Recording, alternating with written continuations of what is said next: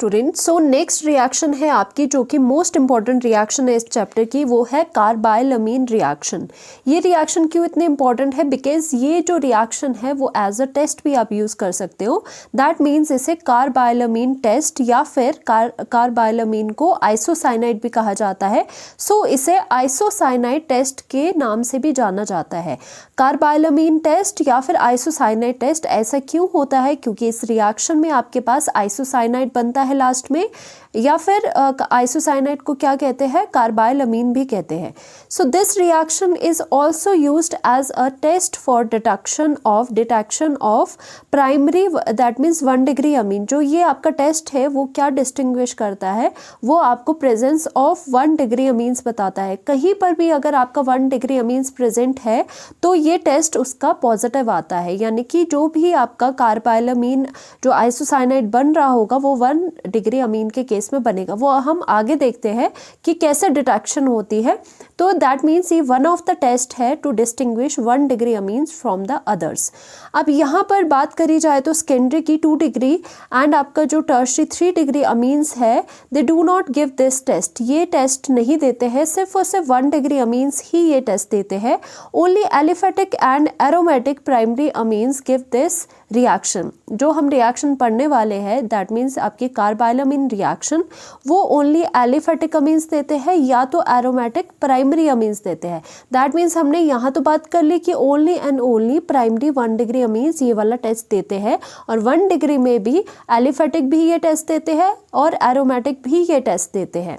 Now in this reaction, aliphatic and aromatic primary amines on heating with chloroform and ethanolic potassium hydroxide, that means KOH and chloroform की reaction साथ में करवानी है, forms isocyanide और कार्बाइलअमीन। That means आपको isocyanide मिलेगा last में या फिर कार्बाइलअमीन मिलेगा। दैट मीन्स आपने क्या करना है, क्लोरोफॉर्म की अमीन्स जो हो गए आपके एलिफेटिक या एरोमेटिक अमीन्स, उनके रिएक्शन आपने किसके साथ करनी है? क्लोरोफॉर्म के साथ करनी है या फिर इथेनोलिक पोटाशियम हाइड्रोक्साइड के साथ रिएक्शन करनी है। And now you should know कि जो कार्बाइलअमीन हमारे पास प्रोडक्ट में फॉर्म होगा या फिर जिसे आइसोसाइनाइड भी कहा जाता है, उसकी बहुत ही फाउल स्मेल होती है, बहुत ही ज़्यादा बैड स्मेलिंग होता है ये compound, which gives the indication for the completion of reaction. तो यानी कि दैट मीन्स अगर फाउल स्मेल रिएक्शन करने पर आ रही है, फाउल स्मेल अगर आ रही है तो दैट मीन्स ये इंडिकेट करेगा कि रिएक्शन मिक्सचर में आपका आइसोसाइनाइड बन चुका है। तो यही जो इसकी फाउल स्मेल आती है, इसको एज अ इंडिकेशन लेके हम इसका एज अ टेस्ट की तरह यूज करते हैं। तो अब टेस्ट की तरह किस तरह से यूज करा गया है वो हम लिखते हैं। जैसे कि हमें बताया गया है ये रिएक्शन सिर्फ और सिर्फ 1 डिग्री अमीन्स दे सकते हैं, वो चाहे फिर एलिफेटिक हो चाहे आपके एरोमेटिक हो। फॉर एग्जाम्पल यहाँ पर RNH2 आपका अमीन है, तो हमने यहाँ पे क्या ले लिया? 1 डिग्री अमीन ले लिया। प्राइमरी है ये तो 1 डिग्री अमीन ले लिया, और एलिफेटिक सपोज हमारा एलिफेटिक है ये भी, तो इसके रिएक्शन किसके साथ होगी? सबसे पहले कहा गया है कि एलिफेटिक हो चाहे एरोमेटिक आप ले रहे हो, उसके प्राइमरी अमीन्स होने चाहिए, उनकी रिएक्शन उसको हीट करना है with the chloroform. As you all know chloroform होता है CHCl3 प्लस, उसकी रिएक्शन किसके साथ करवानी है? आपका इथेनोलिक KOH के साथ करवानी है, तो हमने यहाँ पर KOH लिख लिया और इसकी हीटिंग करवा दी। यहाँ पर हीट लिखोगे आप। जब इसकी हीटिंग होगी तो आपके पास क्या मिलेगा? आइसोसाइनाइड एज अ प्रोडक्ट मिलेगा।